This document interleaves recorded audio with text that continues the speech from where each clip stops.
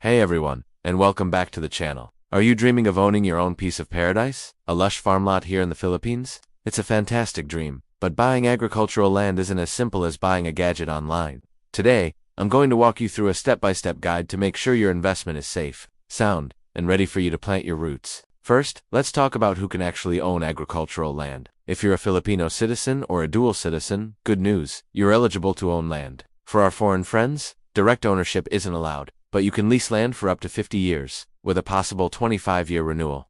Corporations can also own land, as long as at least 60% of the company is Filipino. Now, before you even think about handing over any money, you have to play detective. The most crucial step is to verify the land title. Head over to the Registry of Deeds and request a certified true copy of the title. Make sure the owner's name matches the seller's, the title number is clean, and there are no hidden mortgages or legal disputes tied to the property. A great tip is to use the Land Registration Authority's online portal, Servicio, for a quick initial check. Next, you need to confirm the land's classification. Just because it looks like a farm doesn't mean it's legally zoned as one.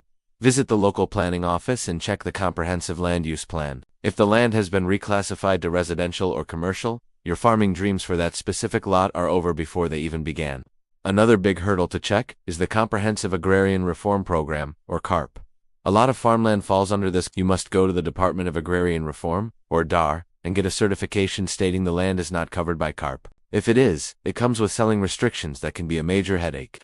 Once you've cleared those hurdles, it's time to get practical. Hire a licensed geodetic engineer to conduct a land survey. This confirms the exact boundaries and area, ensuring you get exactly what you're paying for, and that there are no disputes with the neighbors. Also, check for basic utilities. Is there a reliable water source? Is there electricity? How's the road access, especially during the rainy season?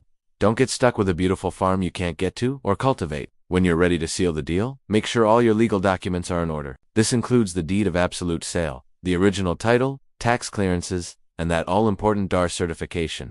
Always sign and transact in front of a notary public. After the sale, you'll need to pay the capital gains tax and documentary stamp tax. Then head to the Registry of Deeds to finally transfer the title into your name. I know it sounds like a lot, but following these steps will protect you from common mistakes like buying untitled land or skipping due diligence. Taking your time now will save you a world of trouble later. If you found this guide helpful, please give this video a thumbs up, and don't forget to subscribe for more practical tips on investing and living in the Philippines. Thanks for watching, and see you in the next one.